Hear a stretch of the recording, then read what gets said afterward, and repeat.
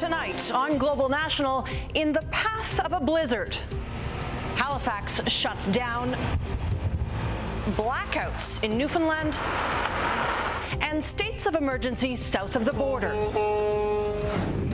Dangerous crude. They're approaching 1 million barrels a day now. A rare public warning after explosive derailments.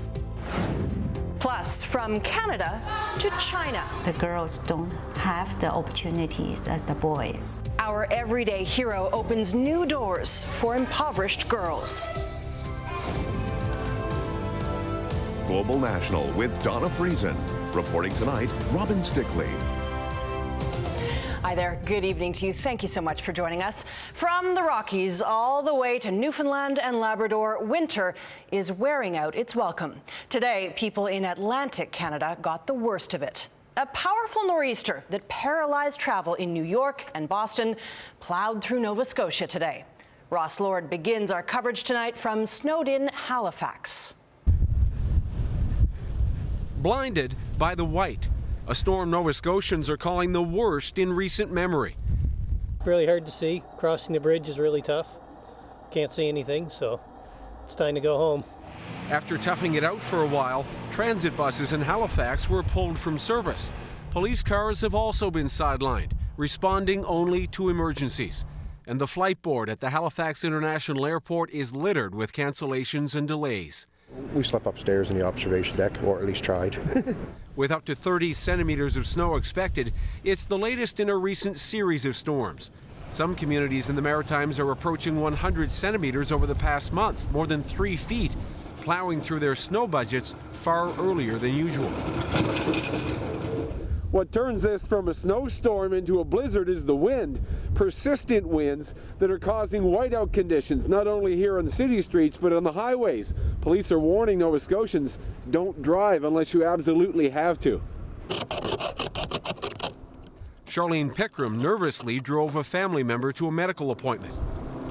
Oh yeah, there's definitely whiteout, and people need to have their lights on, because even with the lights on, you can't see anybody.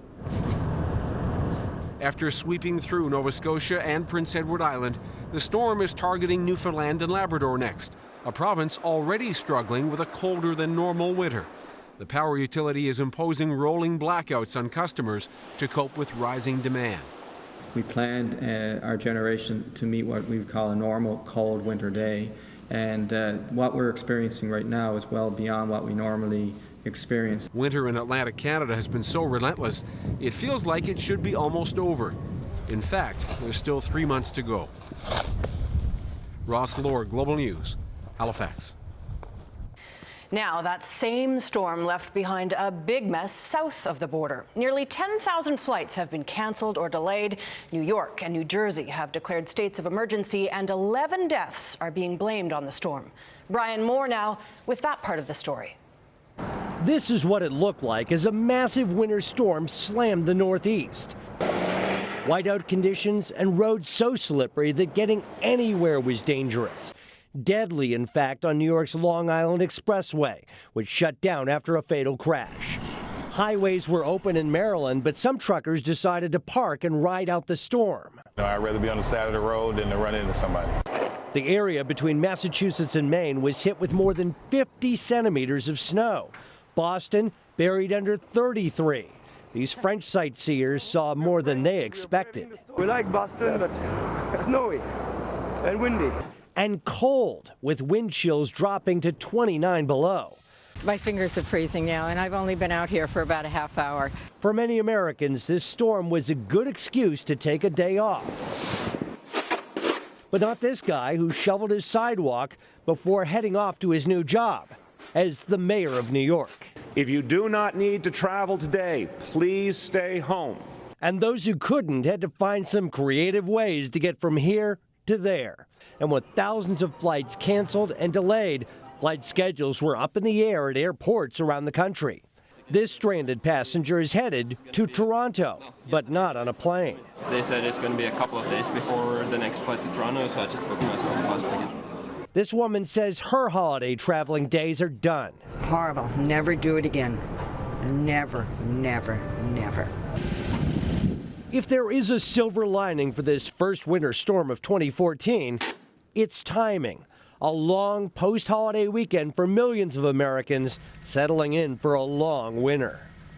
Brian Moore, Global News, Washington. And then, of course, there's the cold. More record lows were set today in Ontario. It dipped as low as -24 in Toronto. And as Christina Stevens reports, that caused havoc with the city's public transit system. Toronto's morning commute was nothing short of an icy mess, with multi-vehicle pileups grinding traffic to a halt.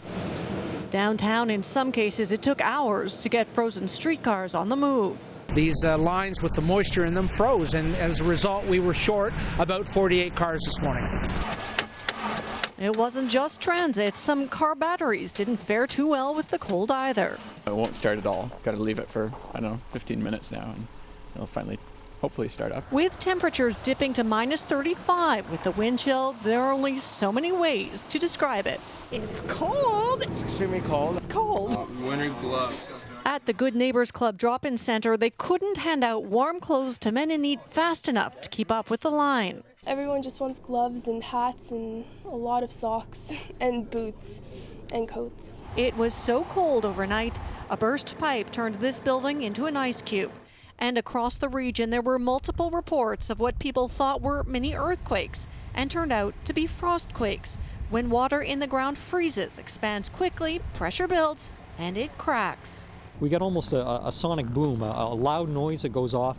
Tends to be a very localized phenomenon. A frostquake woke up Aaron Katz with a bang. The whole house seemed to shake. It sounded like a car, like our neighbor's car went right through the garage. Ottawa facing bone-chilling temperatures as well, leaving this resident questioning his judgment. And we were wondering why we'd emigrated to Canada, as opposed to the other options we had available at the time. In Winnipeg, things have improved. This feels like summer. What? Their improvement only brings them up to the -20 range with the wind chill. Things are still frigid, and there is no immediate end to the deep freeze in sight. Long johns, jeans, and another pair of pants on top of that. While further west in the prairies, they're also feeling the bite of winter, being buffeted by snow and gusting winds. Back in Toronto, only a brief weather reprieve, warmer temperatures tomorrow, but then heavy snow Sunday and bitterly cold winds Monday. Robin? Christina Stevens in Toronto. Thanks, Christina. By the way, for more on what causes the frostquake phenomenon, you can check out our website at globalnews.ca. In the UK, meantime, there's severe flooding, strong winds and high tides causing damage. A combination of heavy rain and winds gusting up to 110 kilometers an hour triggered flooding in a number of seaside towns. People in Belfast were sandbagging to protect their homes. It's the latest in a series of strong storms to hit the UK, though in this case, the damage was not as bad as first feared. Well, another wrinkle today in the rescue of those stranded passengers in the Antarctic. One of the ships that helped free the 52 stranded passengers is now stuck itself. A Chinese vessel is surrounded by thick ice. That means those 52 passengers can't go home just yet. The boat that they are on is sticking around now to see if it can help get the Chinese boat out. We are getting a clearer picture tonight of how hard the flu is hitting Canadians. This season, the predominant strain is H1N1, and Alberta and Saskatchewan are at the very center of that outbreak. So far, 8 people have died in those 2 provinces. Francis Silvaggio has the latest. Over here, there's about an hour wait. Albertans are lining up for the flu shot after news of 3 more deaths, bringing the province's flu-related fatalities to 5. Just had to make sure that kids are okay. Not only for me, but for other people who are immune susceptible. Confirmed flu cases have jumped nearly 50% in just a week to more than 960. Most cases H1N1, the same virus that killed more than 400 Canadians during the 2009 pandemic. That is just the tip of the iceberg. Those are only people that have gone to seek medical attention, and physicians have done specimens that have been sent to the lab, and those have been confirmed positive. H1N1 is now the predominant flu strain across the entire country. In Saskatchewan, officials say the virus has already claimed 3 lives. With H1N1, because it's been fairly recently introduced into our communities, we don't have that same level of protection. Unlike other influenza strains, H1N1 also targets an entirely different demographic. People who are in the sort of younger and middle-aged adult age group don't necessarily perceive themselves to be at risk of influenza. So again, that's the message that I think we're trying to get out now, is that yes, you are at risk, and come and get your vaccine. The vaccine has offered protection against H1N1 since 2009, but it only works if you get the shot, which is why Alberta's health minister is urging everyone to get vaccinated. There's tremendous backup in the healthcare system that is already starting to build in the form of blocked beds, of postponement of elective surgeries, of crowding in emergency rooms that doesn't need to occur. As of today, only 21% of Albertans are vaccinated, but officials hope additional clinics will encourage more to get the vaccine instead of waiting to get sick. Reality is any flu is dangerous, so it's worth getting the vaccination. Francis Silvaggio, Global News. A body found in Guatemala has been identified as an Edmonton man who disappeared on Christmas Day. Brian Townsend had been living and working as a missionary in neighboring Belize for nearly a decade. Police believe he was robbed, abducted from his home, and killed. Officers have identified 2 suspects now and are trying to track them down. Up next, a rare public safety alert over oil. The dangers of shipping volatile crude from the U.S. and what that warning means for Canada. Also ahead tonight, a new report reveals just how fast actor Paul Walker was going when the car he was in crashed.